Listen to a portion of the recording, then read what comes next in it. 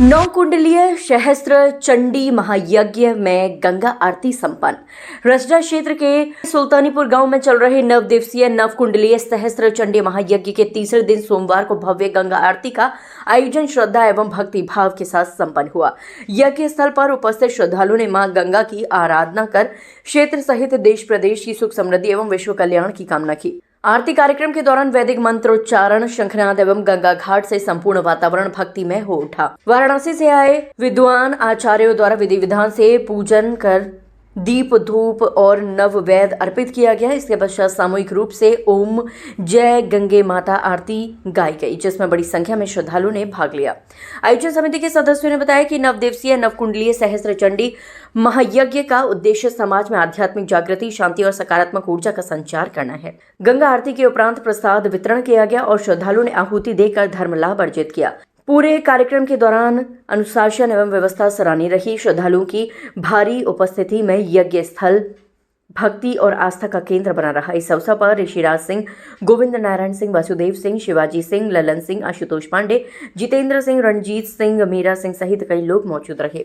बलिया से ब्यूरो राघवेंद्र कुमार गौतम की रिपोर्ट। राजस्थान का रहने वाला हूँ। आज बलिया की पावन धरती पर आना हुआ। मेरे साथी भाई ऋषि ने मुझे यहाँ के लिए आमंत्रित किया था। बड़ा उत्साहित फील हो रहा था और साथ के साथ आज पावन गंगा आरती का भी हिस्सा बनने का मौका मिला। ये बहुत सौभाग्य की बात थी मेरे लिए। और जिस प्रकार सभी लोगों को यहाँ देखा, जिस तरह से सभी पूर्ण आस्था के साथ यहाँ एकत्रित हो रखे हैं, बड़ा उत्साहित फील हो रहा है। बहुत अच्छा लग रहा है। आज की युवा कहीं ना कहीं मोबाइल में लगे रहते हैं, लेकिन इस गांव के युवा भागवत और यज्ञ में लगे हुए हैं। जी, ये अच्छा लग रहा है। ये एकदम बिल्कुल फिनोमिनल है और पूरा बिल्कुल आज के दौर से पूरा विपरीत है और यही बहुत अच्छा है।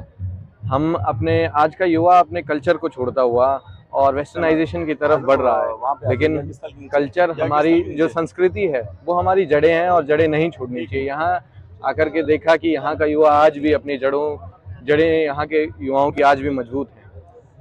जैसे आपने यहाँ पे आया और इस भागवत में आप भी शामिल हैं, कितना अच्छा लग रहा है और क्या आप युवाओं के लिए यहाँ के संदेश देकर जाएंगे सर? देखिए, मैंने आपको बताया कि जड़ें मजबूत होंगी तो देश भी मजबूत रहेगा और देश का भविष्य भी मजबूत रहेगा। तो मैं अपने सभी युवा साथियों को यही कहना चाहूँगा कि मॉडर्न होना अच्छा है, डेवलपमेंट अच्छी है, लेकिन अपनी जड़ों को, अपने कल्चर को, अपने उसूलों को ना भूलें।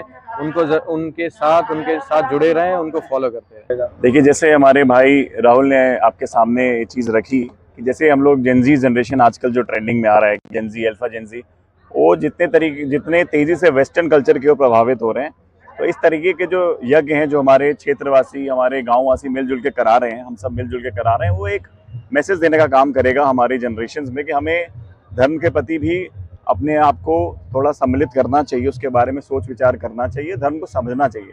क्योंकि मेरा व्यक्तिगत ये मानना है कि हिंदुत्व कोई धर्म नहीं है, हिंदुत्व एक जीने का तरीका है। तो हमें इस चीज़ को अपने कुछ भी अगर इस यज्ञ के माध्यम से हमें कोई एक न एक अच्छी सीख, एक न एक अच्छा मंत्र, एक न एक कोई ऐसी चीज़ सीख के यहाँ से जानी चाहिए जो हम अपने जीवन में अमल कर पाए। आज के कथा प्रवचक कौन है?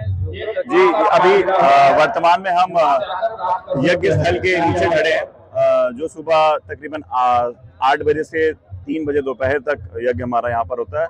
सहस्त्र चंडी नवकुंडी यज्ञ होता है और उसके पश्चात आज हमने यहाँ पर गंगा आरती का अनुभव लिया, जो कि बहुत ही भव्य, बहुत ही बढ़िया, बहुत ही अच्छा था।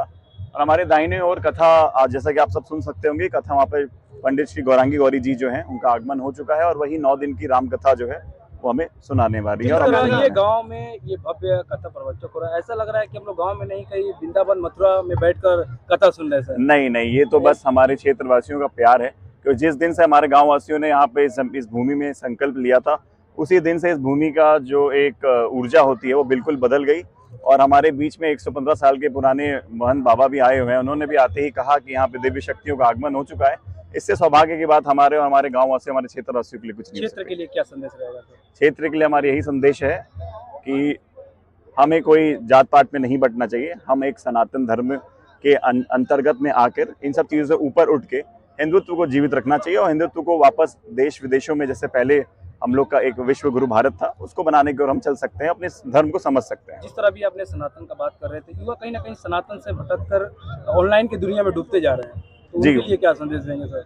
उनके लिए वही संदेश है कि जितने जल्दी उस दलदल से बाहर निकला जाए उतना ही ठीक है, क्योंकि रील और रियल में एक का फर्क है। फर्ज और फर्जी में सिर्फ एक मात्रा फर्क होता है। जितने जल्दी हम अपने धर्म को, अपनी संस्कृति को समझेंगे, उतनी जल्दी हम अपने देश को एक सही दिशा और सही ट्रैक में डाल सकते हैं।